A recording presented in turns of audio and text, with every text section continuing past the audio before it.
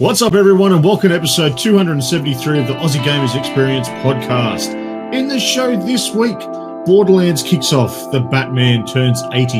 Sony, please be good to us. A new Terminator, EB's dreaming, award season's coming, Jerk Goose, DOSA gets the extra D, rating is done, Gears 5, Modern Warfare beta, and much, much more.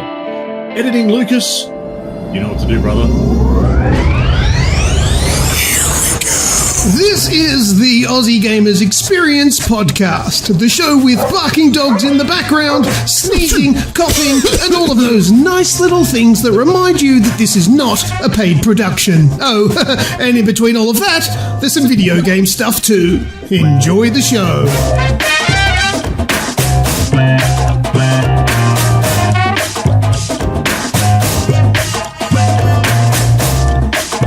Thank you for tuning into the show this week. Today is Monday, the 23rd of September, 2019.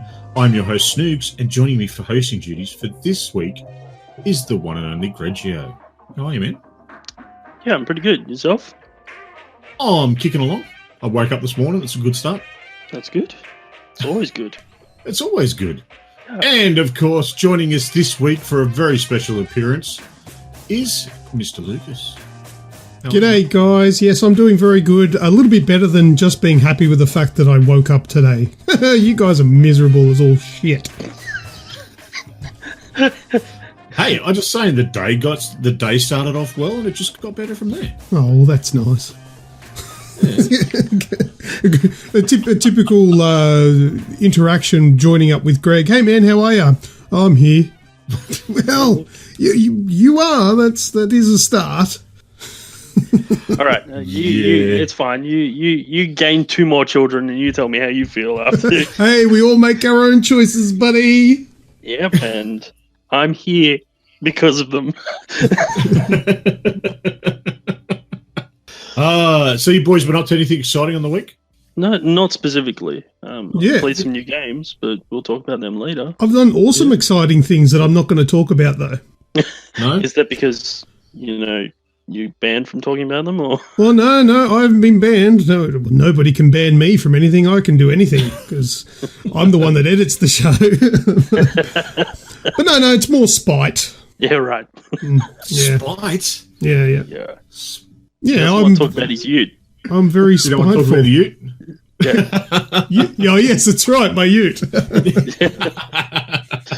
Well, I'm going to talk about your ute because I come and saw you today and you handed over a bust of Kratos. Yes, I did. This thing is mint. Jump on your Twitter and you'll see the painting, the painted version that you did. These things are absolutely awesome, man. And your one that you put up today of Deadpool. Yeah, the 3D prints. They're just for people that are like, what the hell are they talking about? We're just talking off in our own little world. Don't worry about anyone. You guys just entertain yourselves. Snoogs and I are just going to have a chat here. Yeah, talking about the 3D prints. If you want to have a look at them, there's a 3D printing channel on our Discord, which has everything that I do with my 3D printer on there. I do tweet some of them as well.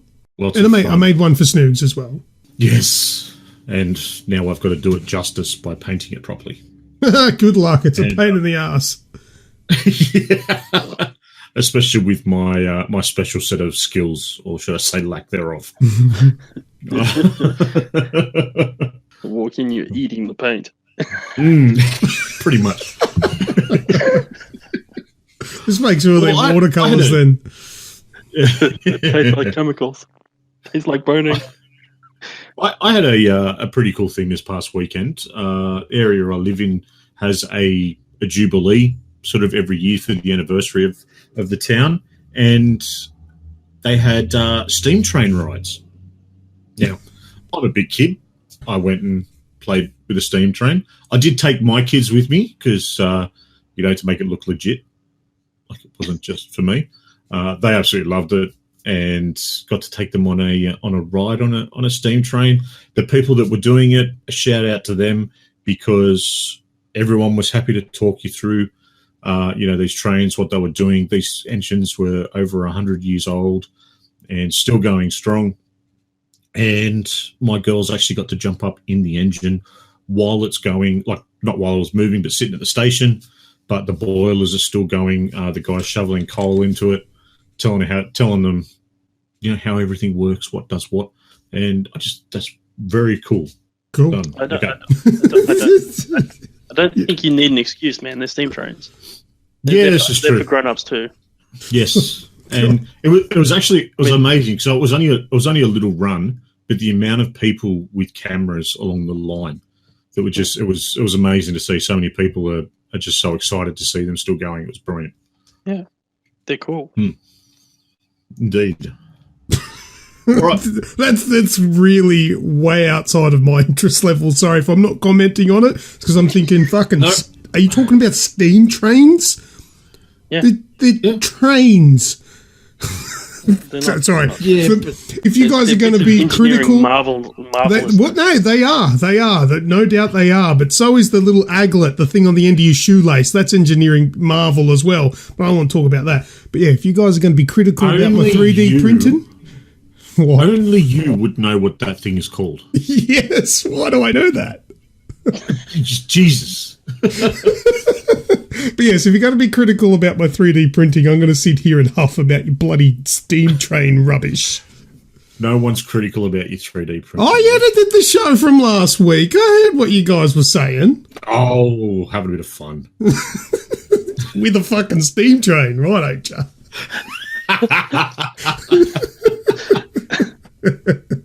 Well, let's jump into this week in gaming, shall we? Yeah, let's go.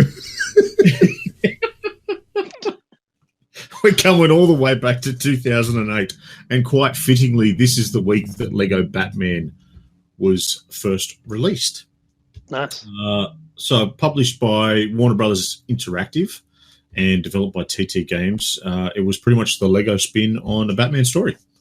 I'm guessing both of you probably had a crack at it? Yes. Yeah, I think so.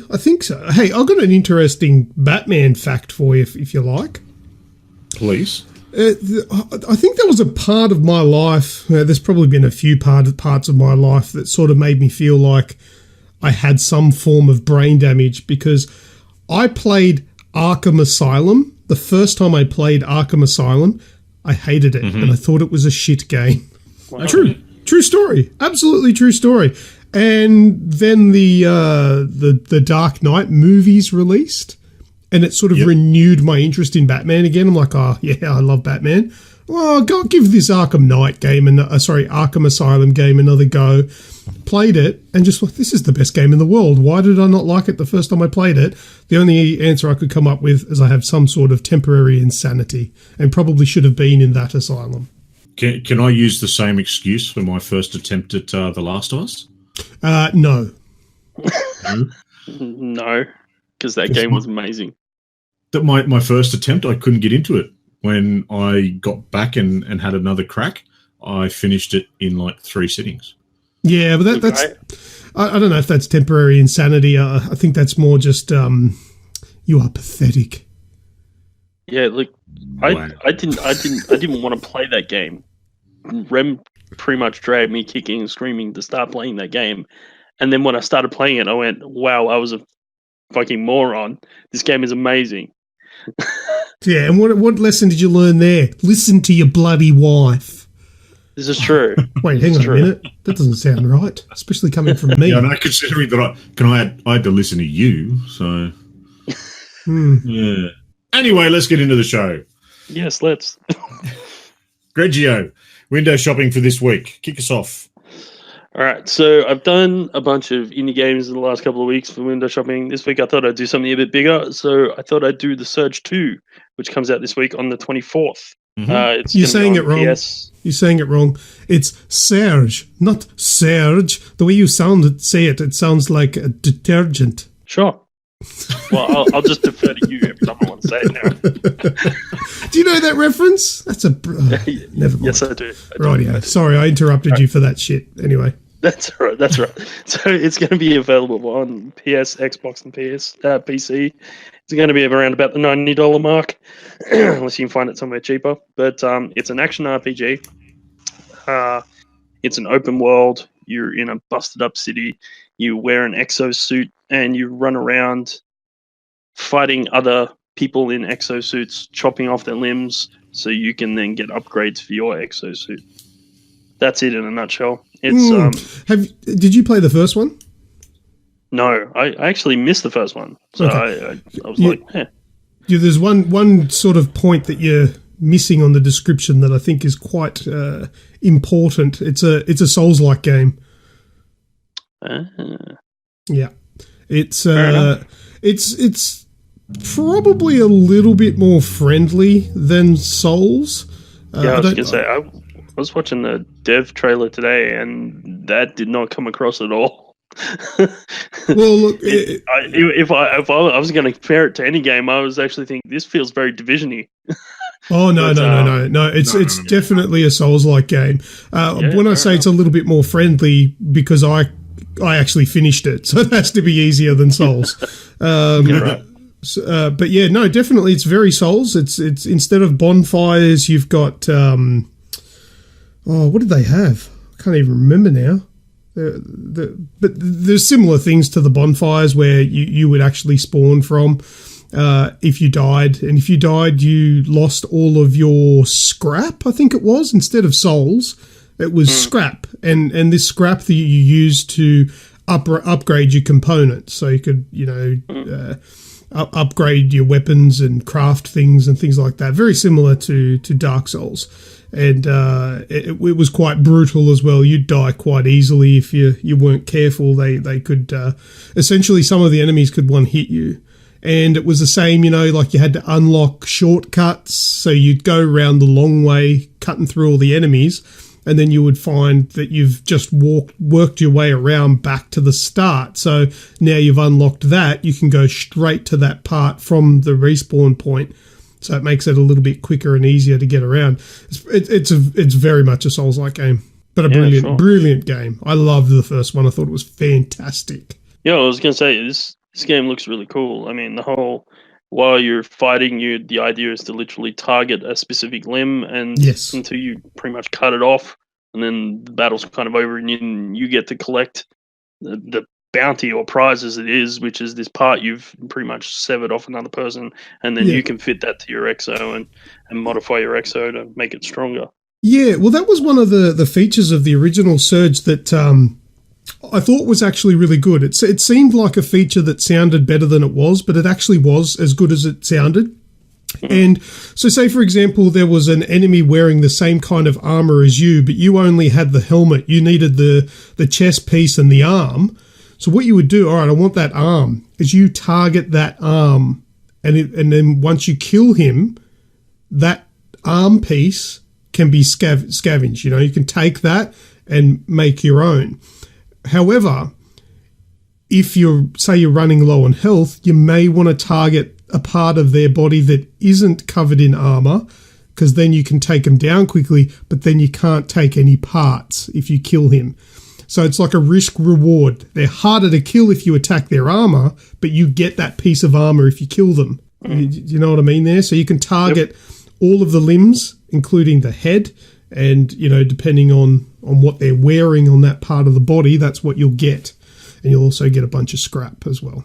Well, I was watching it, and I don't know if there's a new feature or not, but there's like a little drone thing that's on your back, and you can now call on that as your... And you can modify that as well. So when I was watching it, it had like an EMP sort of cannon, and he switched over to a sniper. Yeah, not new, but probably going to be upgraded. I can't speak too much about the second one. Obviously, I haven't played that. I've just watched a couple of videos on it. But yeah, no, in the original, you had the drone, which was really cool because although the drone didn't do much damage, like it literally, if you attack them with the gun on the drone, it would take like 1 HP off them, but it could help like stagger them, and it gives you like a window to get in your attacks that will actually do some damage. So it was really useful for that. Yeah, well, I'm going to suggest that it's probably a little bit more useful this time around. Yeah, probably. Because I was watching it, and the sniper rifle actually managed to take down an enemy within like 3 shots on its own. Like he actually didn't go anywhere near it, sort of thing. Yeah, that never happened in the first one. Yeah. So anyway, look, this is why it's called window shopping. I'm looking from the outside in, and I've learned something new. even just talking about it here. So yeah, anyway, it looks good. It comes out on the 24th. If it's something that interests you, you might want to check it out. Is it out tomorrow? Tomorrow, yeah. Yes, tomorrow. Oh, shit. I haven't finished Borderlands 3 yet. God damn, too many games. It's that time of year. I know.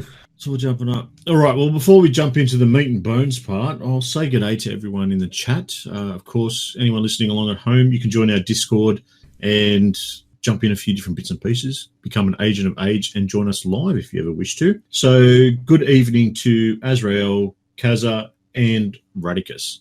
G'day, everyone. We always say, isn't it? Yeah, they're our regulars. They're a part of the furniture. Great bunch of people. Good stuff. All right, well, Luke. Yeah.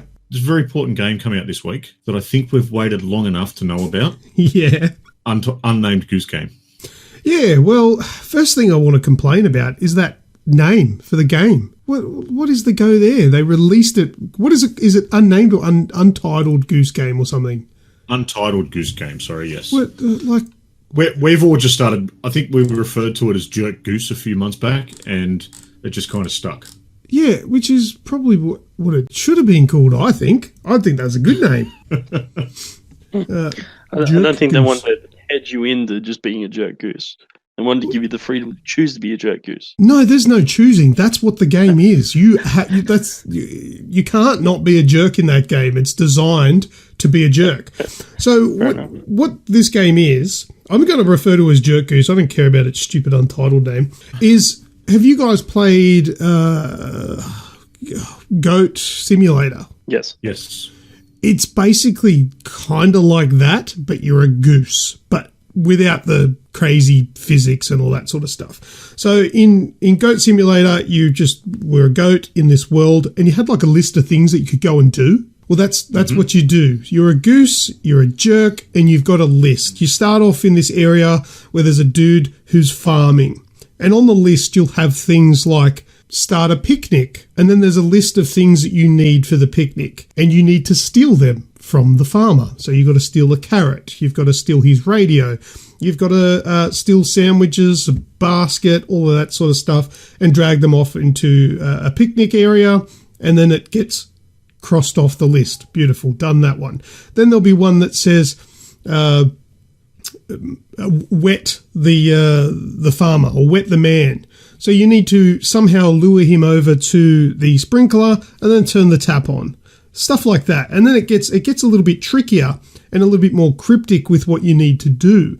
And it'll say things like make the farmer put on his sun hat. But then how do you do that? Like, he's wearing a little cap, right? You know, like a grandpa. What do they call them? A grandpa cap? I can't. Yeah. I was talking about. You know what I mean? Yeah.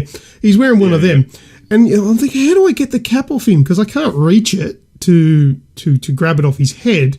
So what do you need to, like? What do you do? And then I picked one of his tulips out of his garden, and he chased me and took the tulip off me. And I noticed that he went and planted it back in. So he knelt down and crouched over the ground and put the tulip thing back in the ground, which gives me the opportunity to pinch his friggin' hat and run off like a jerk.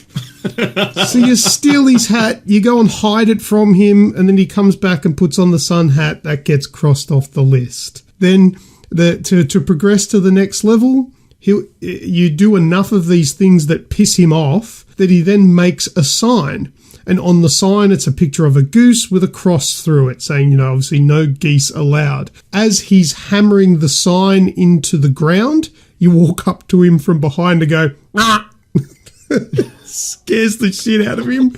And he hammers his thumb and falls backwards and breaks open the back gate, which opens up the next area. So then you go into your next area, basically level 2. And then you start again in a new area where there's a little kid and there's a lady in a little shop, sort of street side shop, and you've just got to just mess with them. And a lot of the things that you need to do, it's not for any purpose. This goose does not have an ulterior motive other than to be a jerk. It is the most fun and inventive way to make a game, because like it's a little one-liner, and it'll say do this. And you're like, well, how do I do that? So you need to look around and you look at, I could use that to do this. And sure as hell, you try it and it works and it's so satisfying. I've got to say, though, the humans in this game are extremely patient with this Jerk Goose, because if I had a goose that was doing these things and it looked like it was like sentient and knew what it was doing, I'd step on the fucking thing's head. I've been seeing so much online about this. I believe the studio that created this is actually based in Melbourne. Get out. I didn't know that. That's fantastic. Yeah. I'm very happy for them because it is a fantastic game. It is really good fun. And I was playing it this afternoon and I was laughing out loud because of the shit that I was pulling. Like, it was just, it is gold. It is 10 out of 10. Now, I haven't finished it. I'm probably jumping the gun because, I don't know, the rest of the game might be rushed and shit house. But for what I have played, I've done like the first 3 or 4 sort of areas, and it is mint. It is really good. Like, I stole some bras, some socks, and all that sort of stuff from one person's yard, and then threw it in the swimming pool next door with a bar of soap. With a bar of soap? Yeah, because because the instruction, the little thing on the list said, help with the washing. So that's what you did, and then it crossed that off the list. And it's just so, I stole the guy's slippers while he was having a cup of tea and threw them in his swimming pool just so he had wet shoes. It's just this goose is a massive jerk, and it is so much fun to do it. You will enjoy it, Snoogs. You should play this game, and I will be playing it. That's for sure. It's intuitive and it is very, very rewarding. It's good. Satisfying is the word I wanted. Good stuff. Well, yeah, it's developed by a mob called House. Yeah, that's so them. It's at house_, based in Melbourne. Yeah. Oh, nice. That's really good to know that Aussie mob has made this game, because it's a bloody good game. Yeah, there's so much going on online at the moment around social channels, and just people that have, weaponizing the goose. There's one particular video, or like sort of little snippet that I've seen, and the goose is just honking at this kid constantly. Yeah. The kid goes to get up and he runs around the other side and starts honking at him again. So the kid's, down on the ground crying. Yep. And, another one where you steal glasses. Yeah, that's the second area that I did. But yeah, actually another game that this game is very similar to is that, what's that one where you're like the little plasticine man? It's on Game Pass at the moment. Why can't I think of the name? Human Fall Flat. That's the one. It's kind of like that. As for the price, it's $20 Australian. At the moment, I picked it up on the Epic Store. I got it on PC for $15. It's got a bit of a discount for the launch window. Oh, right, sweet. Yeah, I'm not sure. I'm thinking of actually picking it up on the Switch. Yeah, on the Switch, it's probably $99.95 because everything's more expensive on Nintendo for some reason. Probably, but I'll have a look at it, and we'll see. I could end up getting it on PC. Whatever works.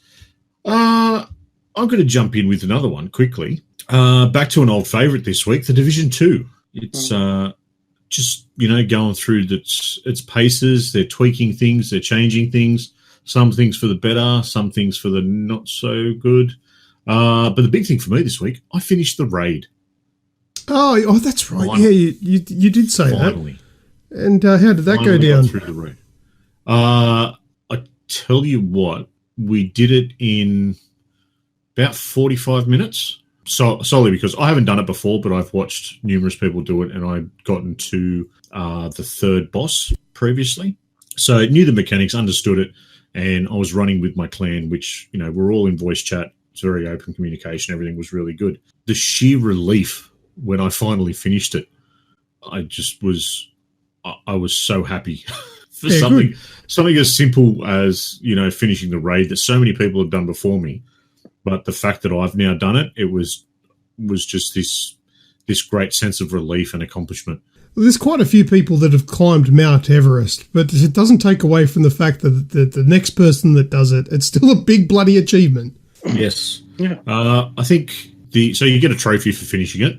Mm-hmm. It's still something only like 3% of people that have got the game have finished it. that sort of gives you a bit of an idea of just one you need to be in a clan and you need to be in a chat party talking through it.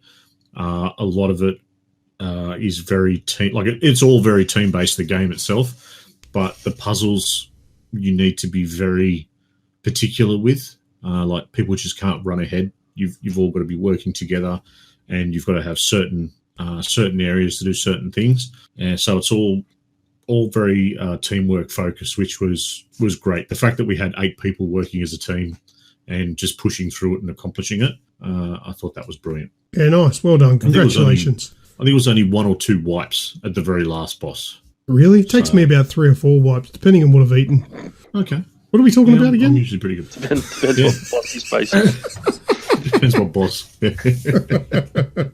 Indian bosses, really, that takes... Oh, no. I'm using the whole roll. No. Same Mexican bosses. Mexican bosses? Oh, geez, I'm just going straight into the shower. Need a bit of cooling as well. A bit of cold water on them. Oh dear. If anyone wants to as well, I streamed it, so that was a bit of fun. Grejio, the Modern Warfare beta. I really wanted to jump in and play it this weekend, but just did not get the chance to. Yeah. So I got to play it this week. It seems like we've taken turns in the last couple of weeks. Well, that's why right. I didn't. I left it because I knew you were playing it. Couldn't have both of us. Yeah, no. That's just not acceptable. Look, I really enjoyed it enough where I think I'd contemplate buying this Modern Warfare, and that's saying something because most Call of Duty that I bought was Advanced Warfare, so quite a long time ago. Yeah, well, that's what when I played the first one, whatever it was, the alpha or the beta or whatever it was, it sold it for me. I'm keen on it. I'll be getting it. Yeah. Look, once again, it was just multiplayer. It was switching between domination and team deathmatch. Look, first 2 games, I was contemplating what I was doing with my life because I was at the bottom of the list. My KD was terrible. I think it was like 1 kill to 20 deaths or whatever. It was nowhere. But I very quickly found all those skills that I'd lost, and was getting positive KDs once again. And look, I enjoyed it. I liked the balance of the maps. I liked how they felt.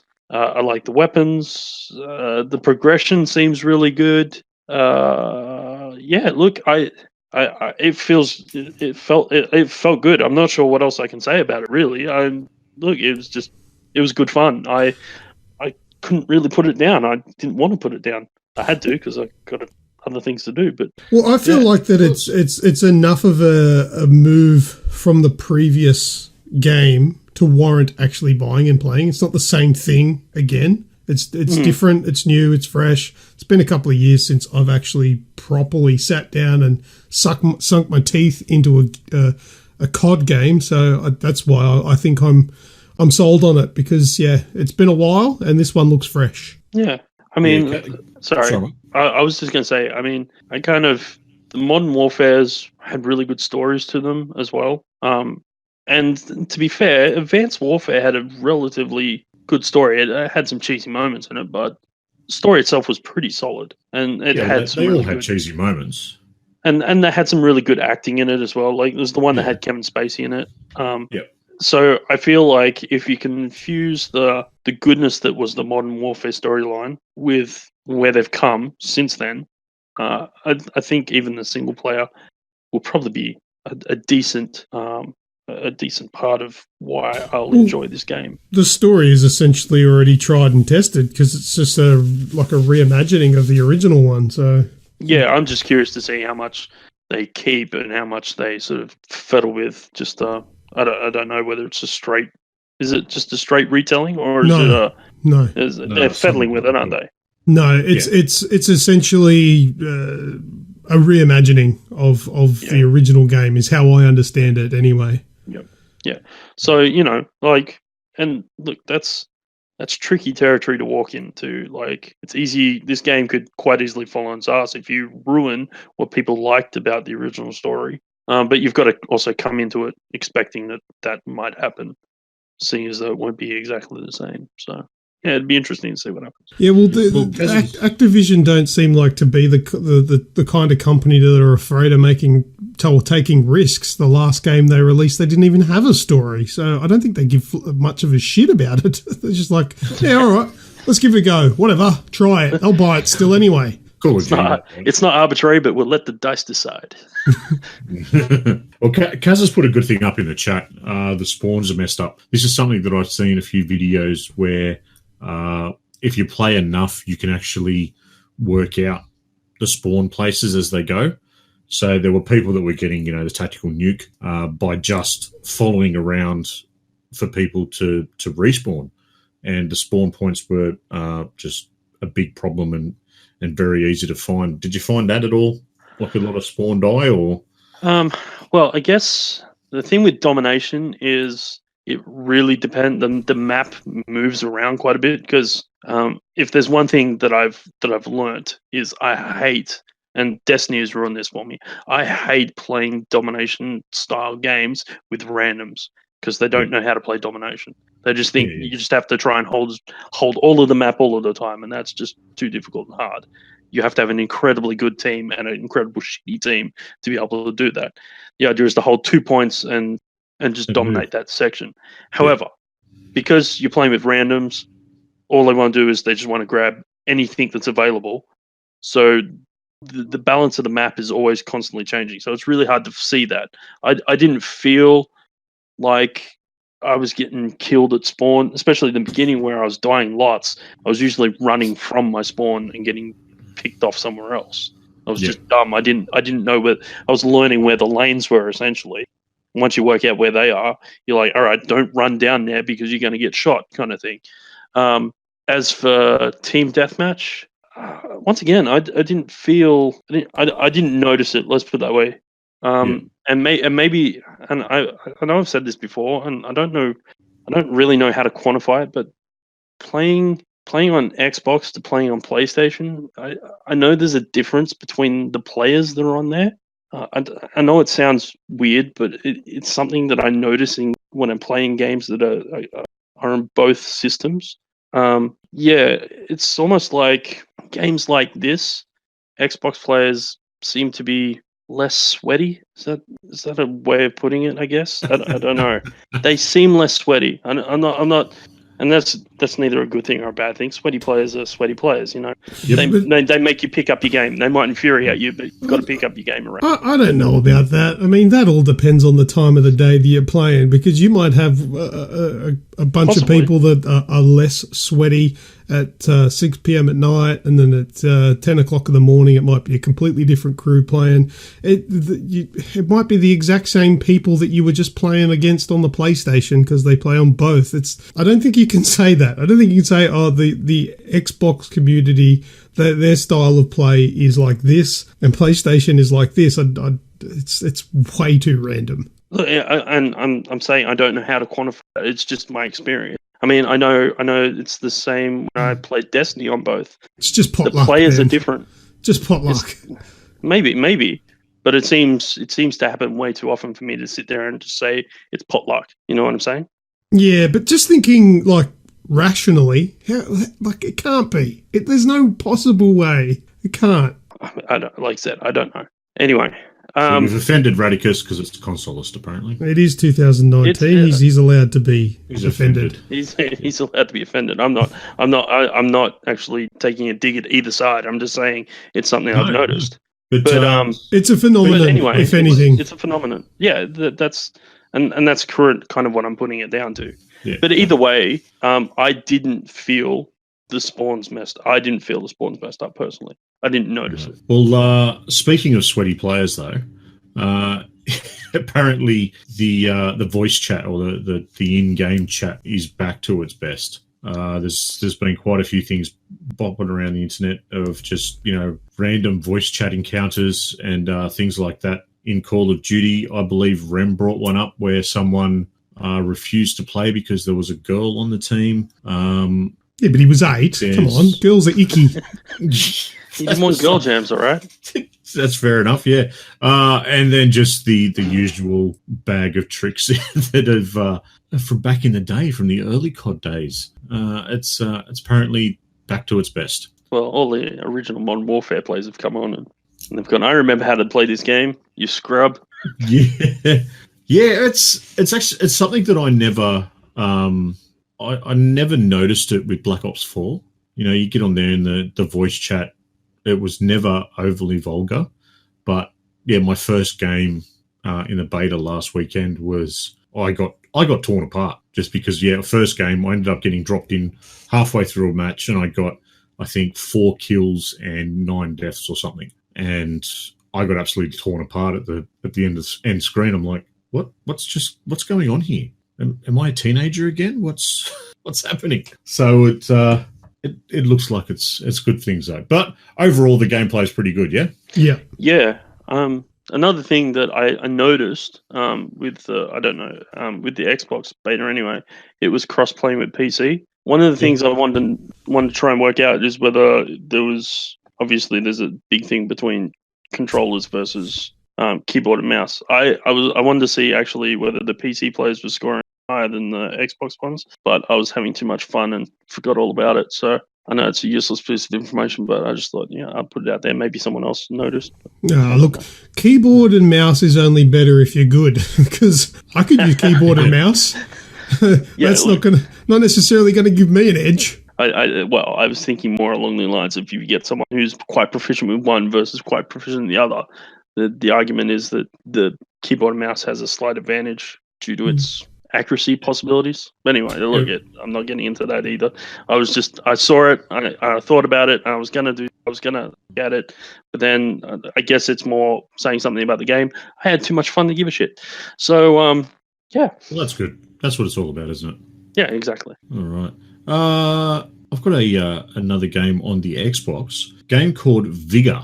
Vigor. Either of you boys heard about that? No. It is a free-to-play looter shooter. So kind of like a DayZ or a PUBG or open warfare sort of games. So you set in Norway. You're a survivor, or they call you the Outlander, and you go out into the Outlands and loot stuff and shoot at people. So it's another one of those games where you could come across another team and you can either work together or you can destroy each other to go through the map and then get out the other side. The object is to collect things and upgrade your base, send supplies to other settlements, and all these little bits and pieces. But yeah, the main thing is go out and shoot people, really, if you choose to. I like shooting people. Yeah. Free to play. Third person, kind of over the shoulder. And yeah, it's good. It's enjoyable. It's one of those games where you can just sort of switch off and run around and do things. The mechanics, they're not too bad. Graphically, it can be a little underwhelming in parts when you think about it being a free to play, and you sort of put it up against something like PUBG running on the Xbox. It looks fine, but up against a few others, it does lack. And yeah, it's just another one of those games where it's nice quick rounds. You can get out there and you can play, a certain way. You can either sneak through the entire level and, not fire a shot, get out the other side with all your loot, or you can go in guns blazing. It's sort of, as solo, as a team. Yeah, a couple of different things like that. And like I said, free to play, which is not too bad. Yeah, I'm just having a look at it. Is it just on the Xbox? I think it's on everything. On everything? I'm playing it on the Xbox, though.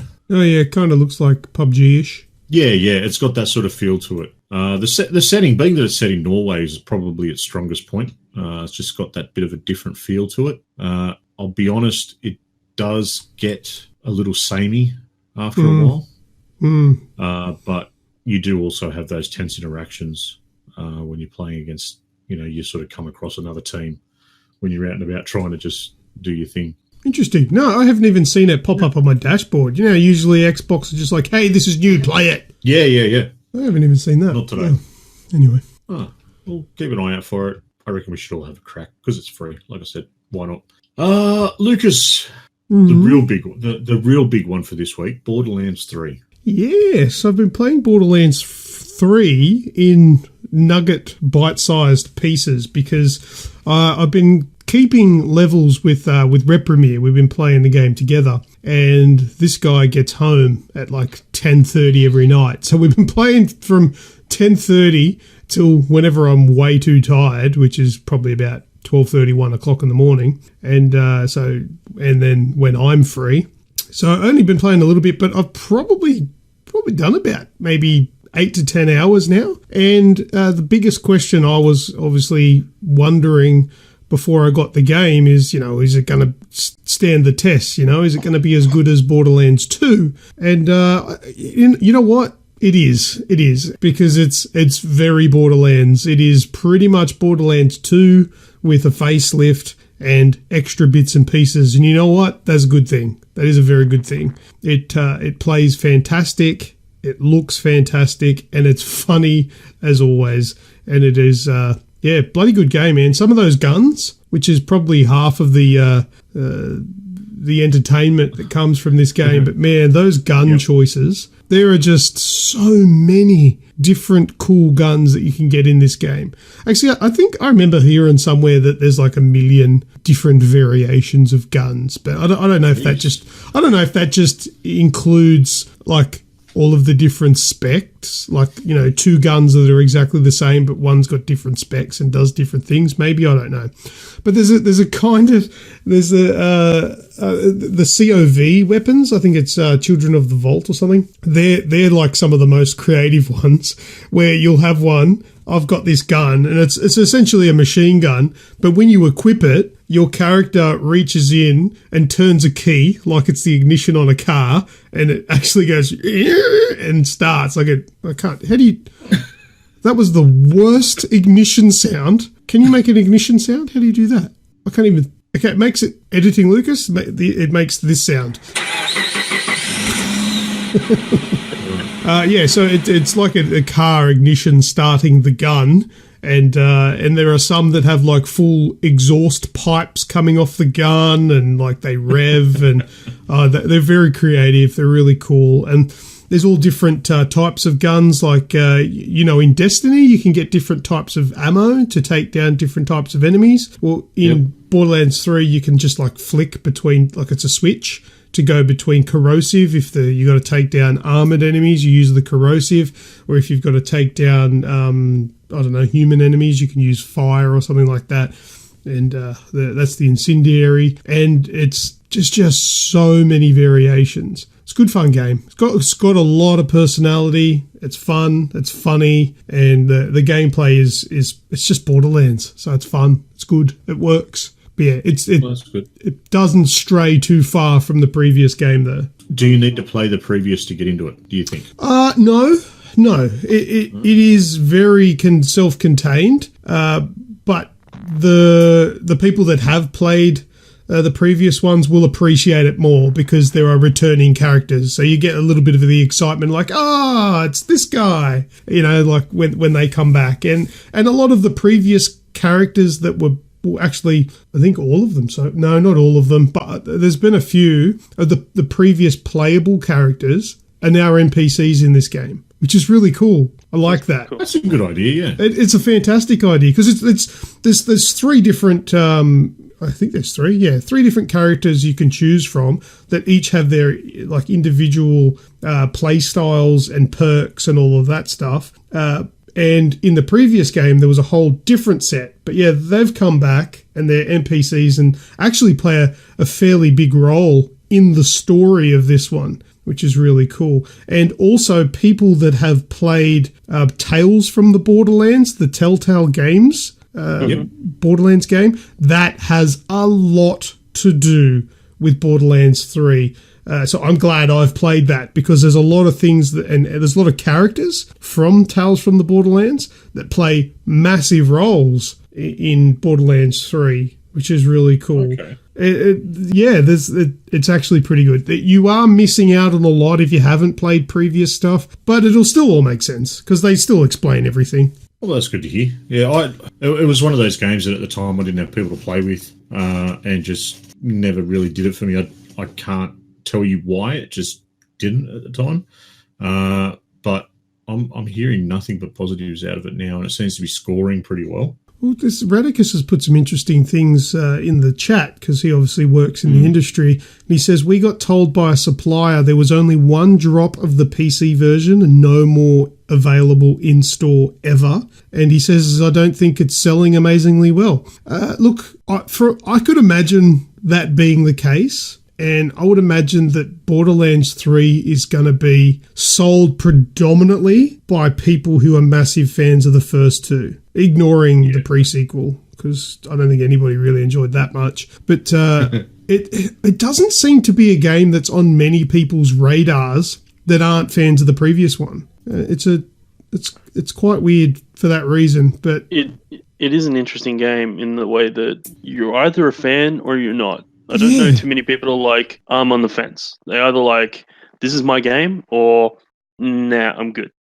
You know? Yeah, that makes sense. Yeah. So yeah, because I like my friends that play it, they love it. They'll play it until they're through their 8th, 9th, 10th playthrough, and they're fighting on this grand scale, and that's what they love doing. And then there's people like me that I'm just like, no, I couldn't get into it. And you know, like I said, I don't think there's much middle ground. Well, I mean, not to sort of pick out the potholes in that, but that's kind of me though. Like, I mean, I enjoy the game, but I won't play it for 600 hours. I'll play through the story, I'll enjoy it, and that'll probably be me done. Yeah, but you like the game is the point I'm making. Yeah, absolutely, dude. Like I said, I don't. You're like excited said, for it to come out. You're excited for it. You like it, and then there's the others that are just like, I don't know anyone's like, yeah, whatever.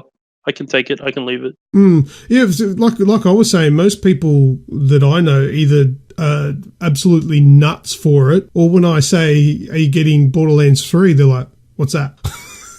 They don't even know about it. They've never heard of it. It's weird. I don't know. Yeah. I played Tales from the Borderlands. That was fantastic. That was a good Telltale game, that one. That was a very good Telltale game. I may have nodded off once or twice in the 3rd chapter, but the run to the end had me going for it. But yeah, I'm in the boat where it's like, yeah, okay, it's out. Well, it's a continuation on from Tales, where Reese, the main character that you play as in Tales, he's in this one as a fairly big character. His geeky mate, what was his name? Vaughn's in it as well. If you played Tales, then you know that there was a pretty big character that died in Tales, and that story continues on in this one, and it's referenced and all that. So yeah, it's cool. Yeah, if fans love it, non-fans don't even know about it. Weird. Anyway, nice. All right, I've got a smaller game that I've just started playing, but unfortunately, it's not really for me. So we got a code, or I got a code for Conglomerate 451. Righto. So yeah, bit of an indie game. It's the thing that drew me to it was the neo. What do they call it? The cyberpunk type setting. Mm-hmm. So that very neon intense corporate greed taking over. You know, humans are pretty much nothing more than meat bags now. It had this very, very cool tone to the story. Ultimately, it's a dungeon crawler, but it's a turn-based dungeon crawler. Mm-hmm. And at this stage, it's not doing it for me. It looks cool. It does need a polish on a few different things. You're a CEO of this big company. You've got to go out into the world, stop this crime and gangs taking over certain areas of the city. And that's sort of like your dungeons sections. And when you're not doing that and you're in the tower, you're researching and creating better cyborgs. Sorry, clones. You create clones and give them certain abilities to go out into the world and use them and get you more things to come back to build more and create and move your empire. It's people that like dungeon crawlers will enjoy it. Can't stand them. Yeah.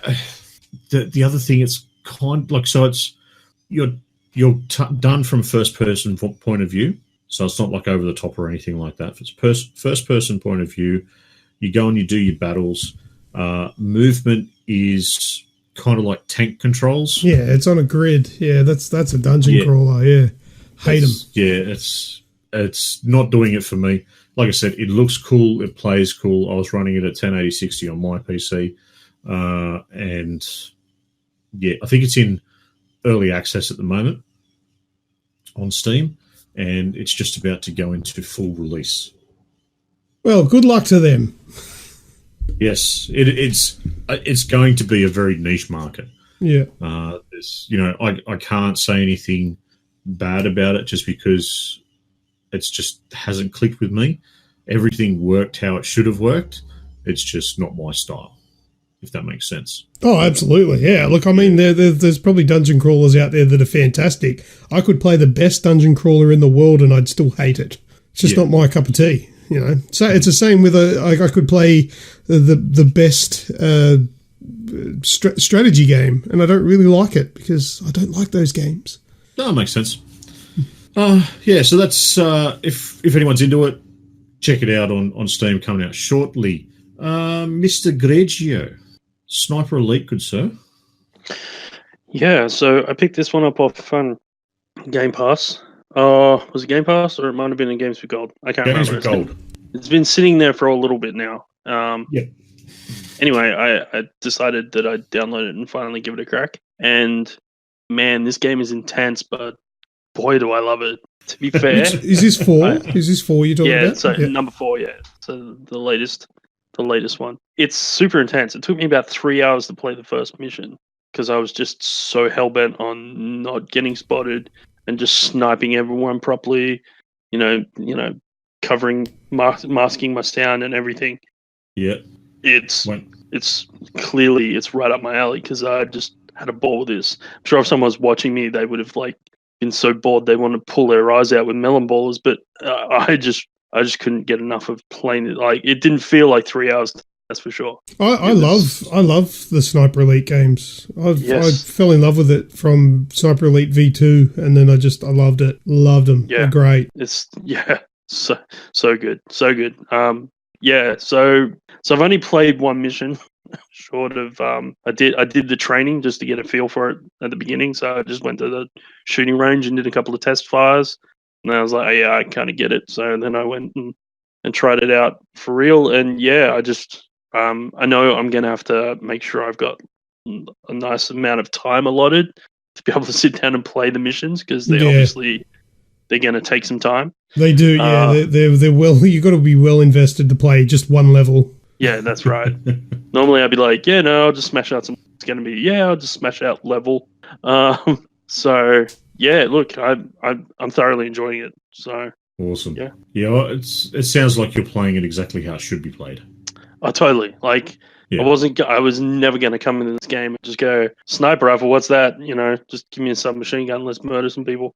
I was always. I mean, this is pretty much how I tried to play Black in a playthrough, and Black was designed to be just murder people. I tried to snipe in that game a lot more than I probably should have. But this game, it's like I said, it's perfect. Like just getting those perfect headshots with like a plane flying overhead, so no one knows your dude standing right next to him. Have no idea. You're just like nailed it. It's takes time to be able to pull that shit off, but it feels so satisfying when you do. Oh, absolutely. And then when you get like really confident and you switch off the assist that shows you where the bullet's going to go and you nail a long distance shot, you're like, oh, that is so good. Yes. Because you even got to pick the wind. Like if you put it on hard, you've got to worry about wind direction. You got to worry about bullet drop. You got to worry about what do they call it? Like time to target, or what are they? Time of flight, or whatever. So if they're walking, you've got to lead the target, all that sort of stuff. If you want it to be super realistic, you can. But the thing is, if you're not real good at that stuff, the game allows for it and still makes it super fun. Yeah, that's right. So I'm just playing on normal at the moment because I wasn't sure where this was going to go. But even then, like, you still feel like a badass. Like, like you still have to, like, even on normal, you still have to account and adjust your rifle sights for distance and That's right. and, like you can't just go because there was a number of times like I'd forget and I'd be like trying to hit the target. I'm like, why can't I get that bullet right kind of thing? Like even just lining it up, because at the moment I've got the bit where it tells you where the bullet's going to go, and I'm like, why isn't it lining up? Like I was having to aim a lot higher than what it was, and then all of a sudden I'm like, adjust the sight, and then all of a sudden, bingo, everything works, and you're like, of course. So yeah. Yeah, so you can go into your binoculars and get your range finding, and then you can dial it in on your sights. So that way, instead of aiming like an inch above their head, you can pretty close to aim it on the crosshair if you dial it in right. It's pretty, that's right. Pretty good for a video game that's still arcadey, but very, very simmy at the same time. Yes. It's kind of like Forza Horizon is to Forza Motorsport. This game is the Forza Horizon. All right. Luke, lead us on with some Dead Cells, mate. Yeah, look, Dead Cells is a game that I've been eyeing off massively on the Nintendo Switch, but I wasn't 100% sold on it because it's a roguelike game. And it was about $40 or so. And I didn't want to blow $40 on a game I wasn't sure if I was going to like, but it's now on Game Pass. It dropped on Game Pass this week, so I'm like, well, I'm going to grab that. And I played it, and it's fantastic, but it's still a bloody roguelike, which really it's a bit of sting, because you play the game and you're like, this is a really good game. This is really good fun. And then you die. And if you're familiar with what a roguelike is, back to the start, all of your shit's gone, start again. Obviously, you do keep some of your attributes, but your weapons that you've picked up along the way, that you've upgraded, they're all gone. And you're back to the start. And it's just, that's where the sting is, you know. But the game itself is so good, and it's kind of upsetting, because I'm like, if only this just wasn't a roguelike and it was just a game, just like go from A to B, it auto saves at the end of a level or midpoints. I would be all over this like a fat kid on a chocolate cake. But the fact that it's a roguelike kind of takes that away from me, I think. I've got to say it's a fantastic game, but I probably won't play too much of it, which is a shame, because it's good and I want to play it. Just me and roguelikes, we have a love-hate relationship. I love their games. I love the gameplay. But then that moment that you die and then you remember it's a roguelike, you're like, fuck this game. I'm just watching so obviously they got a little ad they play when you look at it on the Xbox. Yeah. Looking at the ad is super fun to watch. It is, yeah. It plays on that whole roguelike thing where you've got the main character, and the joke is he keeps running out and dying and coming back, and there's a dude that sits there, keep handing him stuff, going, try this, and he keeps coming back, and this dude is getting more and more frustrated, going, oh, you're just going to keep dying, but here, try this, So it's a funny ad. Just watch the ad, if nothing else. But for those that don't have Game Pass, it's at the moment it's $26.76. Okay, it's on special. Yeah, that's good. Look, yeah, if you were all over roguelikes, you got to get Dead Cells. Brilliant game. But yeah, no, it's probably done its dash with me, unfortunately. Well, what about a third-person hack and slash? A third-person hack and slash? What are you talking about? Well, are you a fan of those? Oh, some, yeah. Somewhat. All right. Well, I started playing one this week called Devil's Hunt. Right. Now, this is kind of it reminds me of Devil May Cry in a bit of the style of it and the sort of style of the main character as well. Mm-hmm. And there's also some attributes that remind me of. Do you remember a game called, I think it was Prototype? Yeah. That had sort of like you had pretty much a demon inside you that you could, turn your arms into weapons. No, you were mutated. There was no demon inside. Yeah. Oh, well, there you go. Yeah, you could that sort of feel. Yeah. Yeah. Yeah. So that's what Devil's Hunt is. I'm looking at screenshots of it, and I can see why you're referring to Prototype. It does look like that. Yeah. It's got all those feels to it. As soon as I started playing it, it reminded me very much of the Devil May Cry sort of suave character, and demons running around, destroying the city pretty much. So I have only just started playing it. I've played through the first level. Lots of fun. It's only relatively new on Steam, I believe. I'm not sure if it's on anything else. Yeah, it looks all right. But there'll be more to come over the coming weeks as I play a bit more of it, and I'm going to try and stream it as well. At the moment, I'm running it on, I think everything's on Ultra except for the effects, and I'm running it full screen 1080, and it's fluttering between 60 and 55. Well, kind of 68 and 55 frames. So it's not doing too badly. Yeah, it looks good. $45 Australian on Steam at the moment. Oh, there you go. I'm pretty sure it only came out sort of a week or so ago. 18th of September. All right, well, that's it from me. Luke, Gears 5. Yeah, I've only got a quick couple of things to say about Gears 5. Now, I hadn't played the multiplayer last time I was on the show talking about it, and I've played a little bit of it now, namely the escape mode, which is the new mode they've added to Gears 5. And while I really enjoy escape, if you're not playing with people that you know, I won't do it anymore. I can't stand it because there is absolutely not enough ammo for everybody to just take as much as they want. And almost every single game that I've played with other players, if you don't run ahead and snatch up a box of ammo, the other two people playing with you will take all of it, because they can carry enough that they can just take all of it. That's right. And that means that if the other two or one take them and you've got no ammo, you literally can't play. You just can melee. That's it. And meleeing's not really an option when you're getting shot at by 10 different enemies. And you essentially just hang back doing absolutely nothing until they die and you all respawn and you automatically get ammo. And it's a massive issue where I've just given up because my random teammates won't they won't leave a box behind. They grab it because they can, not thinking, well, there's one guy that doesn't have any ammo. So you've got to at least have some sort of communication or play with your mates. That was shit. And that basically ruined that for me. But yeah, that's all I wanted to say about this week. The campaign, I've said my piece. It's brilliant, but there's glaring issues with the new mode.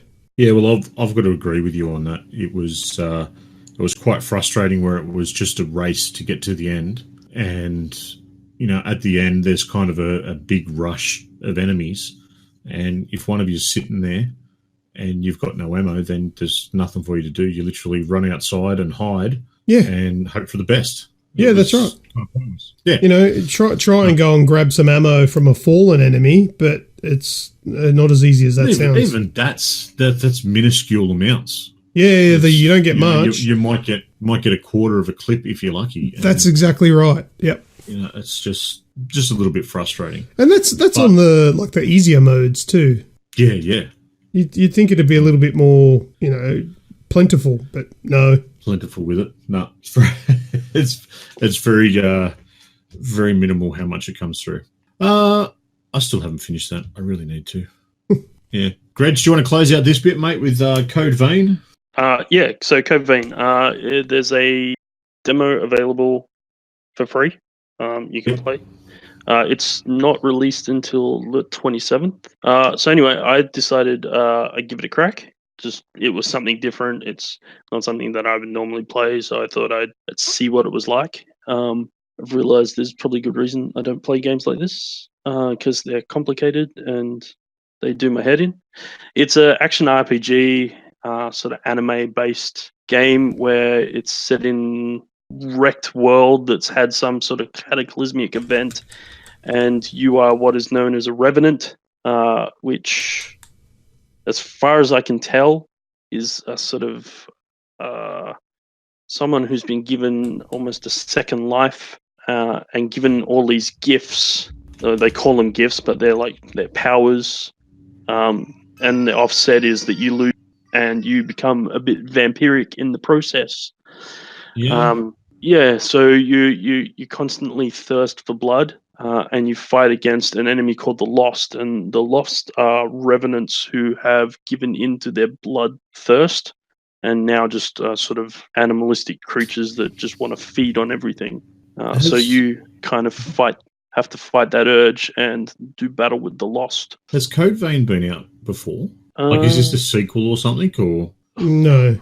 No, this is a new game. I think this is has it been around for have they been talking about it for a while? Yes. Yes. Okay. I think I put up an article about this probably a couple of years ago. Yeah. Yeah, because I've played it, and I think I played it at EB Expo a couple of years ago. Okay. Yeah. It's a demo of it. Possible. It's been a long time coming. Yeah. Yeah. Okay. So once again, it's a Souls-like game. It's an anime style Souls-like game. Yep. So you're essentially, it's third person. You sort of dungeon crawl, so to speak, through these levels, looking for what are called blood beads, and you find these things called mistle or missile. It's probably missile, but anyway. And you save at those points, and you can do your upgrades at them, and you can recharge your life at these points, and then you run it a bit like the campfires. There seems to be a few more of them on the levels than what Souls has, and then essentially you're fighting enemies, and every now and then you'll come up against something a little bit bigger. But if you die, you just go back to the last missile you rested at, and yeah, there's I got up to the first boss battle, and it well and truly handed me my ass many times until I got frustrated and just went, no, I can't do this. The RPG mechanics are super complicated as well. For me, there just seems to be a lot of stats that you have to keep on top of, and it's for someone that's coming into it and not used to this style of game. It's a lot of numbers you're looking at, and that's what it just looks like. It just looks like a wall of numbers. Every single number changes, and you're like, I can't keep track. You'd have to play a fair bit, I think, to try and work out which numbers are important and which ones are secondary numbers you can worry about if everything else is okay, kind of thing. Yeah. Look, I'm not saying it's a bad game. It's not. It's just not my speed. So that makes sense. Well, here's a bit of a tell for you, Snoogs. This is why you're probably thinking this, but Code Vein was originally a world premiere at Xbox's E3 announcement for 2017. Ah. Yeah. There you go. That would be why, yep. Mm-hmm. Makes sense. All right. Well, I think that's all it for games that we've played this week. Mm-hmm. Yep. Let's jump into some news, shall we? Sure. All right, news. A big happy birthday to the one and only Batman. Yay. Batman has turned 80 this past week. And to celebrate, there's been a whole lot of Batman-themed things going on.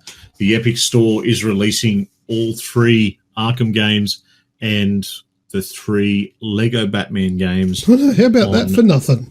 For nothing on the Epic Store. Now, from what I remember from Arkham Knight, it didn't play all that well on the PC anyway. But, I don't think any of the Batmans did on launch. Yeah, fair enough.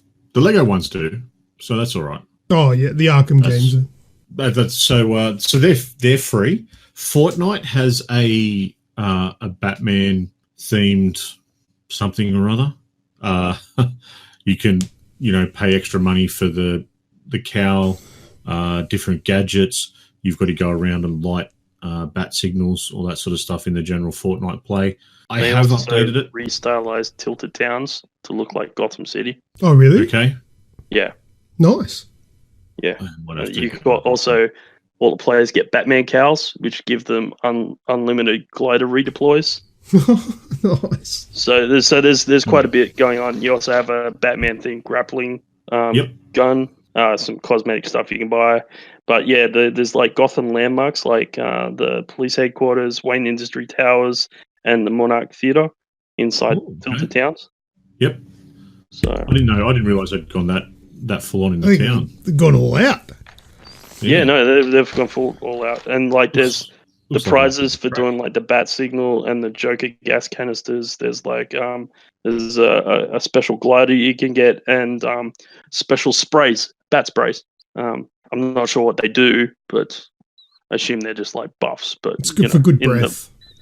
For good breath and getting rid of sharks, which are hazardous in Fortnite. Correct. Yeah, it drops your voice a few levels. Now, one other big thing to celebrate Batman turning 80 this week, WB Games Montreal has released a little video with the bat signal on the side of a building. Now, you tweeted this afternoon. Yeah, Luke? I tweeted it, did I? Tweeted. I said tweeted it. It sounded like you said you tweeted it. I was like, yeah, Dad, I did Twitter it. Yeah, I'm not that bad. I retweeted. I retweeted it. Retweeted it. Now, did you notice the flickering images that were in it? Yeah, I did. Yeah, so there were 3 images that came up that flicked through it, and they all have a few things. If you're if you've read a lot of the comics, seen some of the WB animated movies, those images have come up before. But there was a tweet that has been since deleted. Now, someone by the name of Scott Snyder. Have either of you heard of him? No. No. Zach's brother? No, he's not Zach's brother. He's a writer. He's a comic book writer, what it sort of comes down to. He's done American Vampire, Detective, Batman Gates of Gotham, and Swamp Thing. So he's also done, the Death of Joker book, and a few other bits and pieces. His tweet that he sent out is, wait for it, #beware the court of owls. Yeah, that's what those symbols, there's one or several of those symbols are from them. Yes. I think it's the court of owls. So, I think it's like the League of Assassins. It's like another sort of like organization or something. Yeah, so it's another dark organization. Being that tweet has since been deleted, a lot of people have jumped on it that the next game will be featuring the Court of Owls. Yeah, probably. That's what it is. which would probably be a bit of a natural progression with the Batman game. So hopefully it's true. They're games that I've really enjoyed. Yeah, it'd be nice to get an announcement for that. I think that it's time for another Batman game. It's been long enough. Yes. There's actually some thoughts that this will lead into the next story as well, that it'll be announced on Wednesday morning. Oh, with PlayStation? Yes, with Sony's State of Play. State of Play, yeah. Okay, yeah, that'll be cool. So we'll know, by the time this goes live, we'll know more about it, and I'm sure there'll be some information on the website and social channels, so check it out. And like I said, Sony's State of Play is September 25th at 6 a.m. It will have been and done by this time this goes live, but those listening along, make sure you check it out. We'll talk about it next week. We'll talk about it next week. The big news is something that I'm thinking you're very much looking forward to, Luke. Last of Us #2. Yeah, well, they're definitely going to bring something new. They're going to share some more about The Last of Us Part 2. Yep. I'm hoping that they tell us some stuff about the multiplayer. I don't want to know anything about the campaign anymore. They've shown enough of that. Show us the multiplayer. The multiplayer in the first game was phenomenal. So I'd like to see what they've got for that. And I'd just like a release date. Release date would be nice. And you still don't think the 26th? The 26th? What do you mean? Well, September 26th is Breakout Day, isn't it? Outbreak Day, yeah. Outbreak Day, sorry. What? It's not going to be released on the 26th, no? This year? Yeah. No, that would be stupid. No, they're not Bethesda. We've got this... And you can play it now. Now, yeah, and then no one plays it. Everyone plays it for 10 minutes and then doesn't play it. It would be more likely to be the 26th of September 2020 than this week. Well, I know yourself and I, because we caught up quickly this afternoon. We're both thinking February. Yeah. That'd be a good time to drop. What about yourself, Greg? Look, I think February's as good a pick as any, really. You haven't heard any other rumours or thoughts bouncing around? No, but I can roll the dice and make one up if you like. No, well, that's not what we've done. There's been a lot of suggestions and sort of kind of leaks that it's February next year. It's not just Snoogs and I have just gone, what do you reckon? February it's going to be released? Yeah, I reckon, that sounds like a good date.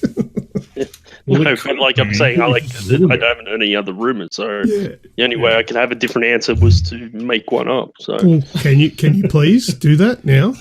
Yeah. All right. Let's see. It took too long. Yeah, moving on. Narcos. It takes time to curate a good. You're just making it up. Why does it take time? The 17th of April.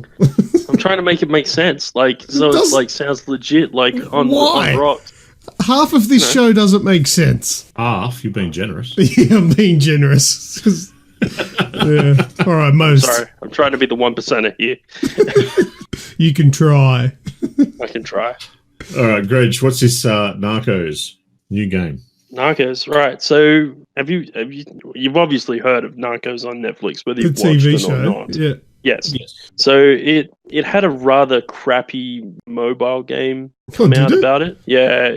Yeah, I remember seeing that floating around. Yeah, somewhere. it seemed like it was a bit of a rip-off of that sort of... Remember back when Facebook kicked off and had all those games attached to it? They had like the gangster games and some of the mafia, and then you invite your friends and annoy your friends with a million, come play this game to try and get more stuff for you. Sort of had one of those games attached to it.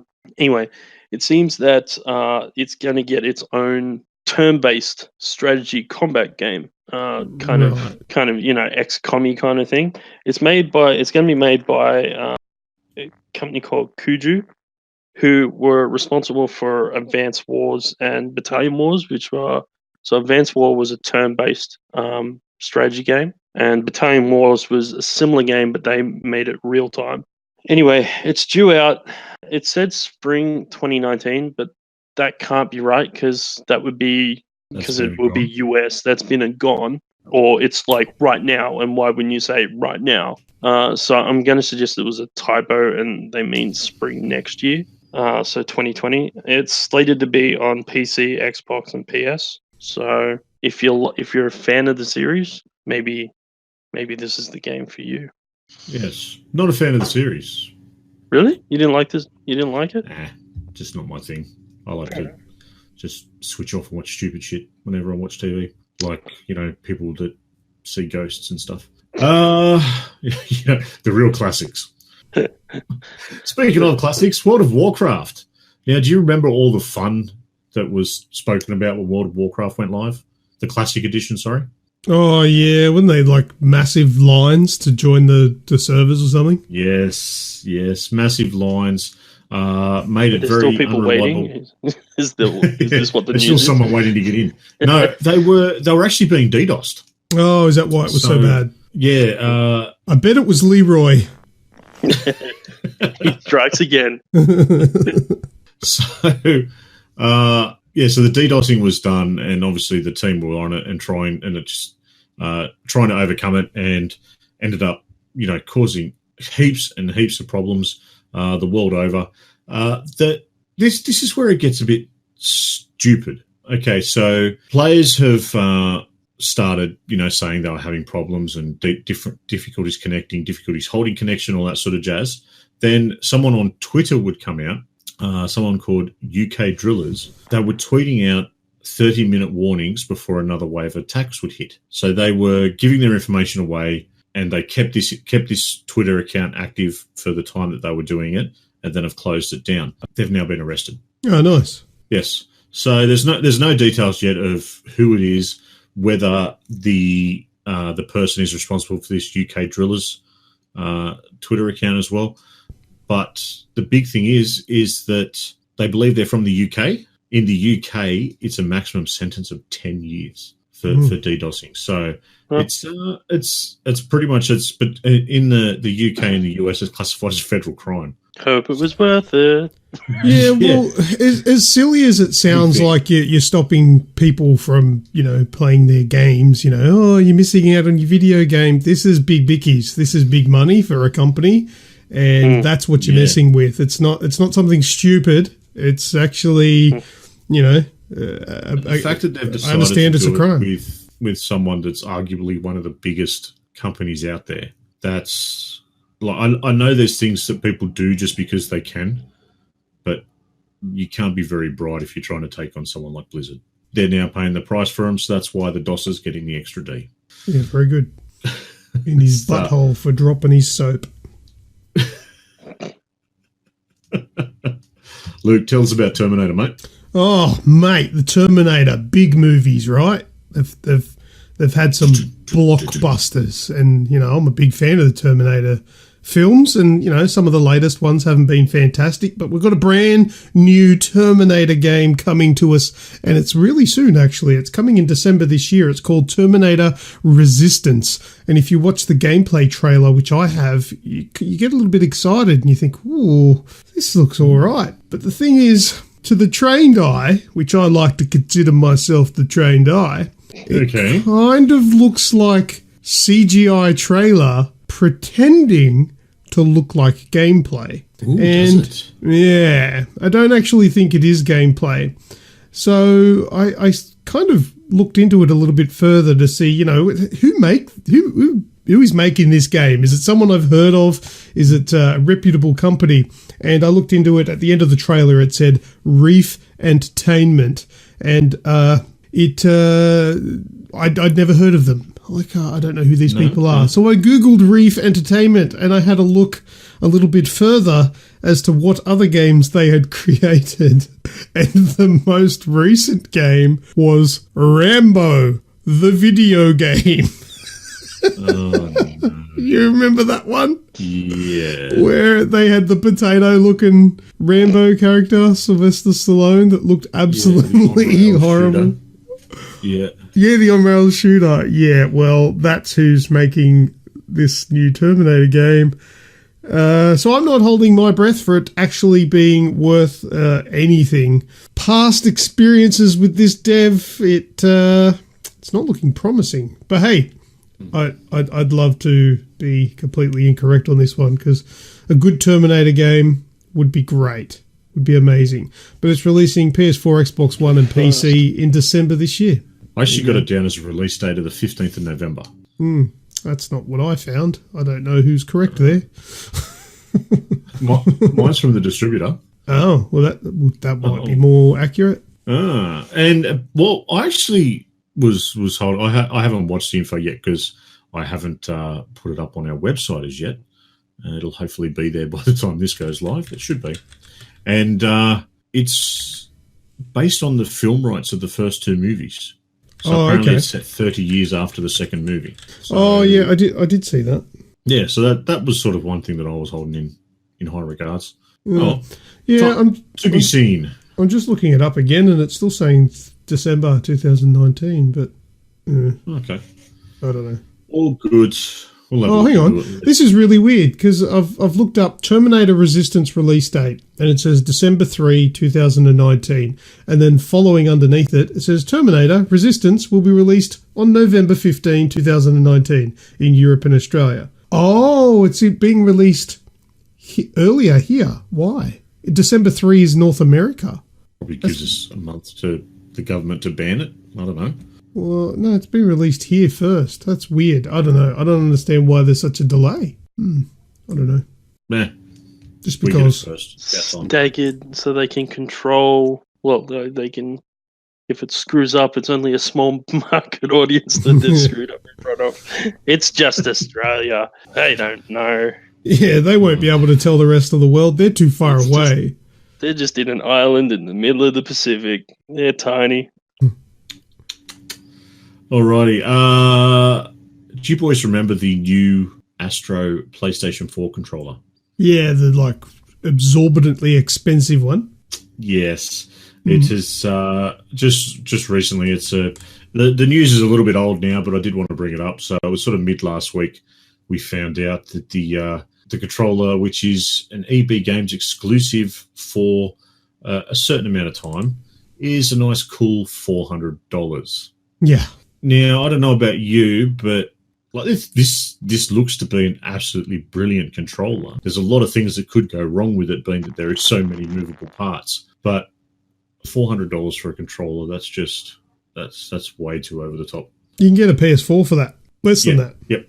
So, it's been touted as the best PS4 controller that you can get. It's fully customizable. You can change the position of the thumbsticks to have them offset or just standard. Buttons on the back. You can play it in wired or unwired. It does have a list of features as long as your arm. But Yeah, but who is actually going to use all of those features regularly? You're generally going to set it up to a way that you're comfortable with, and it's probably going to stay like that forever. And yeah, arguably, you know, the fact that you can get it set up the way you want is probably a good thing, but far out. Essentially, you're paying money to see if you can make that money make you better at the game.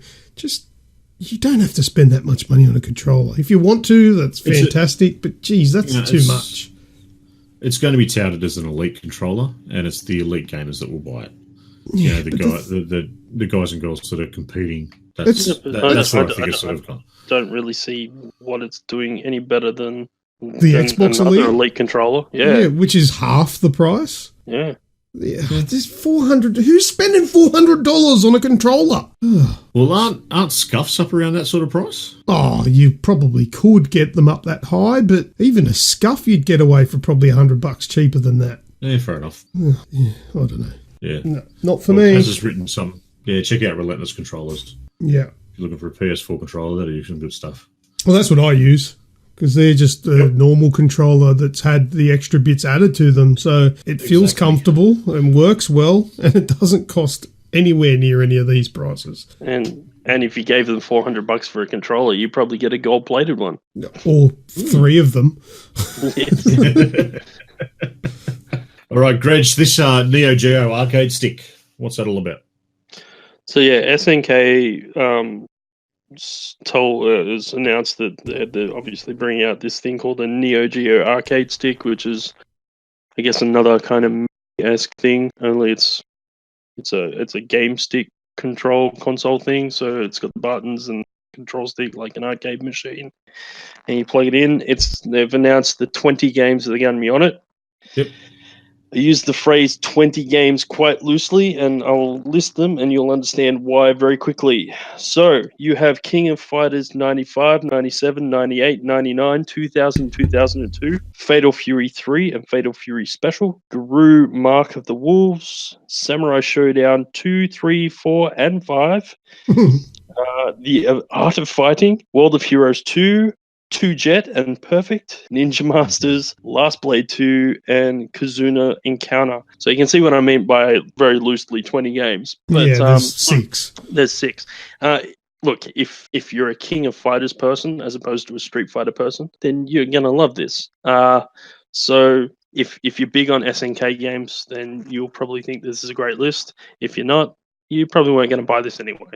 So, look, yeah, I think it's cool, but I'm not sure that it's marketed at me. So, we're getting to that time of year where the Games Awards are starting to pick their nose up. Picking their nose. What'd they find? Bits and pieces of everything. Some gold, hopefully. Some gold. Well, funnily enough, voting is now open for the Golden Joystick Awards for 2019. Oh, yeah, we need to start thinking about that too. Game of the year. Yeah, so I mean, it's getting to that time of year where all the stuff's coming out. There's a big list on there. You can get pretty much, you know what, check out the website. I'll get something up there. Or you can just Google, you know, Golden Joystick Awards if you want to go on and actually vote for them. You've got, you know, the usual sorts of categories: best storytelling, audio, indie game, multiplayer, expansion. You've got mobile game of the year, Nintendo game, PlayStation and Xbox game of the year, PC game of the year, and most wanted game, plus, you know, a few other bits and pieces. And then once you've gone through and voted for everything and voting's closed on them, which is October 24, it will close. On October 25, you can go back in and vote for Ultimate Game of the Year. So, without revealing anything, do you guys reckon you've played your Game of the Year yet? Honestly, don't think so. I definitely have. Ooh, that's big. Yeah, it's a big call. What's about to drop? What's about to drop? What have I forgotten? No, sorry. No, it's fine. No, don't worry. It's fine. No. Oh, Last of Us? No, right. that's not this year. No, that's next year. Yeah, Red Dead Redemption was this year. Sorry. Yeah. Just replying to Recap Radicus there. What were you going to say? Sorry. Who? Greg. Yeah. I'm not sure. I'm still deliberating. Yeah, I'm pretty sure I've played it. What about you, Snoogs? I honestly don't know. I think this year's going to be a bit tricky. I don't know. There's still some big stuff coming. There's still stuff coming that I'm really excited for, and the probably 2 big ones that I'm most excited for being Death Stranding and COD, funnily enough. There's a lot of people would think that, Division 2 would be my game of the year, but it hasn't grabbed me like the first one did. I don't know. I've played some really awesome games this year, and I've played some really awesome ones that are completely left of field that, 12 months ago I wouldn't have looked twice at. What about Anthem? No. I still haven't even finished the campaign on Anthem. Funnily enough, I still haven't deleted it off the Xbox, but I haven't finished it. Yeah. See, I've still got one coming next month, so we'll see. What's your one coming next month? The Outer Worlds. Oh, yes, of course. Oh, this is my prediction. That's going to be rubbish. I hope I'm wrong, but I just got a feeling that's going to be crap. Like the gameplay might be terrible, but the storytelling should be really good. I'm the kind of person, if that's the case, I would still really like it. If the story is good, I'll go through bad gameplay. But the other way around, if the gameplay is fantastic and the story is rubbish, I would prefer it to be not like that. But one or the other is good. Oh, we'll soon find out.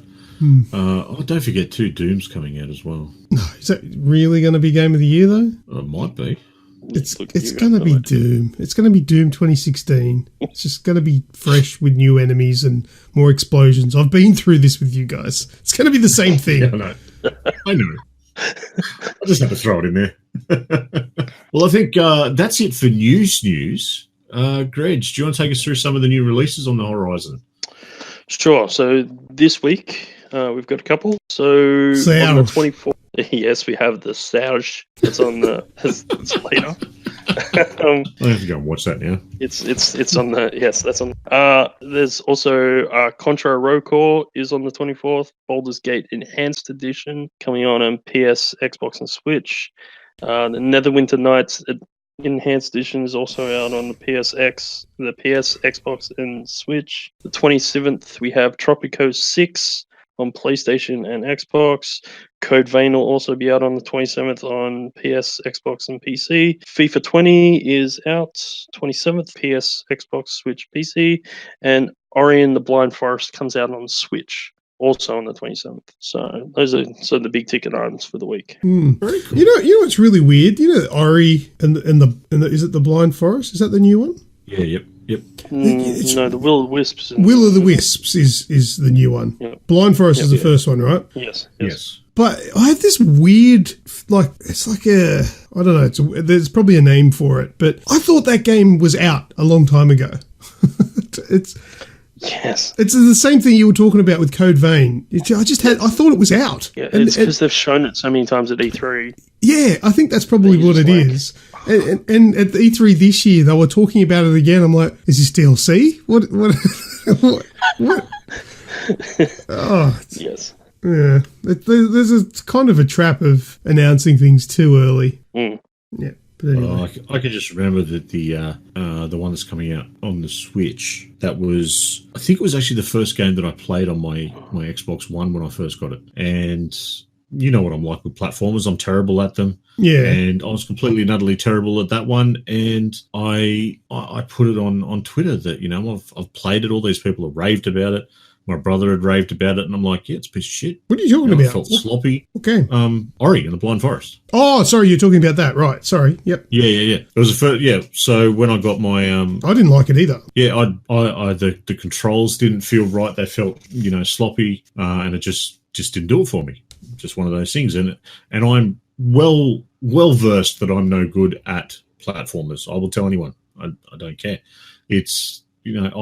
But being that I said that it was no good, I got absolutely flamed. I think it's still one of my most interacted with posts on Twitter. Yeah. Oh. I got absolutely flamed. Like, this thing's a classic. You don't know what you're talking about. Blah blah blah blah blah. I'm like, oh, okay. Yeah, that's nice. No, I don't like it either. It looks like everything that I should be interested in, but just I'm not from playing it. And I've given it a damn good go, but no, I don't like it. So yeah, that's thanks, Gretch. That's all the stuff coming out. I believe we're all done. So time for some last words, boys. What do you reckon? Yeah, sure. All right. As always, I've forgotten to ask before the show. Any shout-outs this week? Look, yeah, probably, but I can't think of them at the moment. I did have something I wanted to say. The shout out to Azrael. Azrael came round to my place yesterday and dropped off a couple of Borderlands 3 posters, which I've got up on my wall right now. She got them out of the goodness of her heart for me. She knew that I was a Borderlands fan, brought them over, and in reply, I gave her a couple of 3D printed bits and bobs to say thank you. But yeah, that was really cool. So thank you very much, Az. You're a legend. Good stuff, Az. All right, anything from yourself, Greg? Just one point of order. Lucas, they're called flat caps. The hats you were thinking of before, old man hats, called flat caps. Flat caps. Yeah, okay. There you go. Yeah, I think I've always just called them old man caps. Yeah. You can put that in the memory with the end of the shoelace. Yeah, the aglet. The aglet, yeah. Type that away. See, it was an hour ago. I've already forgotten what it was called. Yeah. I really don't even know where I learnt that. I just know it. It's one of those things. And another thing that I know, you know how when you take a drink of water, but you accidentally like breathe in and the water goes down the wrong side of your throat and you choke? Yeah. That little bit of skin inside your throat's called an epiglottis. Mm-hmm. It sort of covers over to direct wherever you're drinking or breathing. And I don't know why I know that. I don't know why I know what an aglet is. I don't know why I know what an epiglottis is, but I just do. It's just those weird things that you learn and you remember them, but you don't even remember when you learnt it. Stupid. Not the little dangly bit is at the back of your throat? No, what's that called? That's the uvula. Uvula? I've never heard that.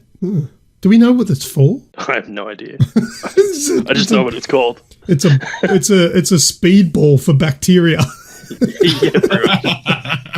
When you choke, it's actually whatever is going down there is just doing some rounds before it hits the gym before it goes down. That's right. Yeah, I'm going to get smashed in this gut, so I better do some workouts first. Yeah. All right, well, my shout-out is to everyone listening along live. So as Dimonju, Kaza, and Radicus, thank you very much for joining us. Hope you've had fun. And be sure to check out Aussie Gamers TV and Snoogavision.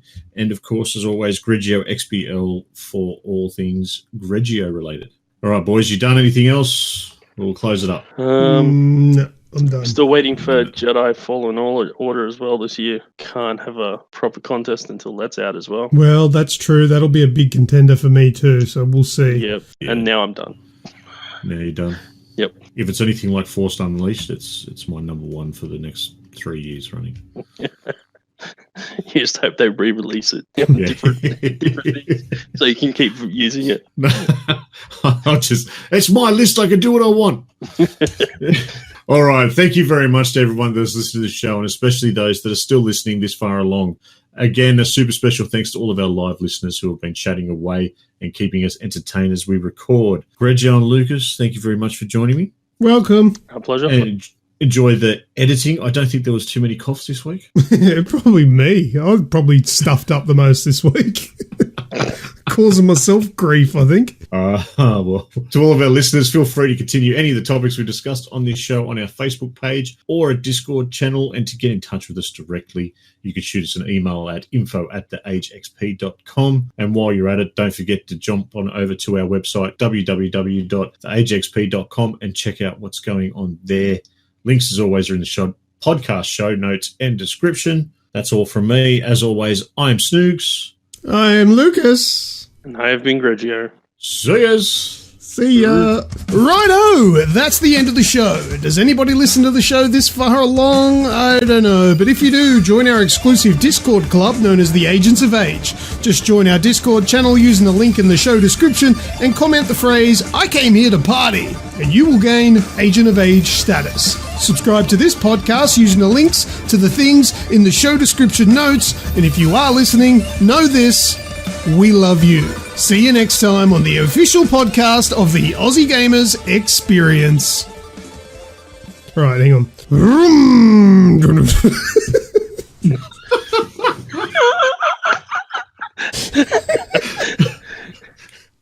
It took me a second there.